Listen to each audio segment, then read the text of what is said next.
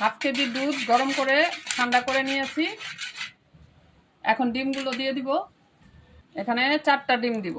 Half KG দুধের জন্য 4টা ডিম।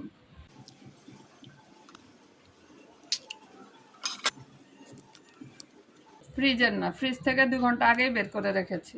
4টা ডিম দিয়ে দিলাম।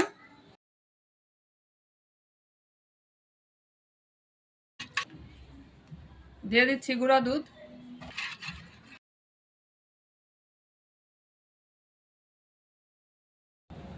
এখানে আমি মিল্ক ব্রেড এখানে গুঁড়ো করে রেখেছি।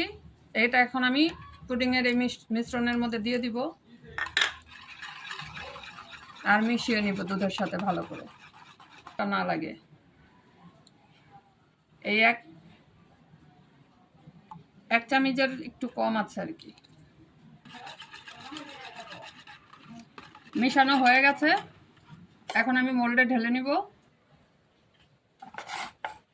এখানে এই বাটিটার মধ্যে আমি 3 টেবিল চামচ চিনি দিয়ে ক্যারামেল বানিয়ে এটা ঠান্ডা করে নিয়েছি। তা এখন আমি দুধের যে মিশ্রণটা আছে সেটা ঢেলে দিচ্ছি।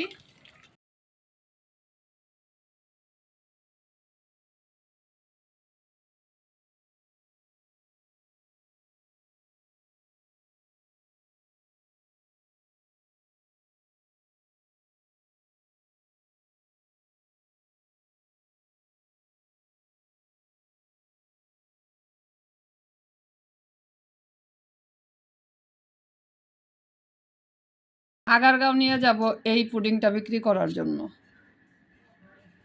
মাশাআল্লাহ, অনেক সুন্দর হয়েছে। কালারটা কিন্তু সেই আসছে। এখন একটা রামদাও নিব।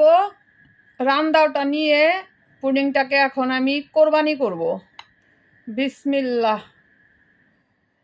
তোমরা যদি খেতে চাও, এক পিস মাত্র 100 টাকা, বড় বড় পিস। এই পুডিং খেতে কিন্তু খুবই মজা।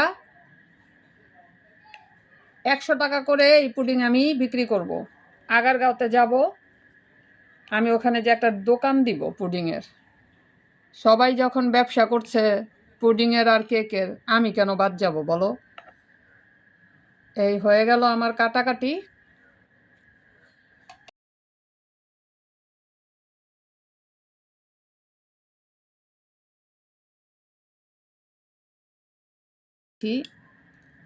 এক পিস মাত্র 100 টাকা।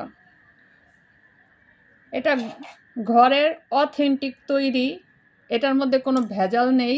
আপনারা খেয়ে দেখতে পারেন, তারপর টাকা দিয়েন। বিসমিল্লাহ। আমি তো মজার পুডিং খেতে খেতে বিদায় নিচ্ছি। তোমাদের কাছে ভিডিওটা কেমন লেগেছে কমেন্টে অবশ্যই জানাবে। ভালো লাগলে লাইক কমেন্ট শেয়ার করে আমার পাশে থাকবে। সবাই ভালো থেকো। আল্লাহ হাফেজ।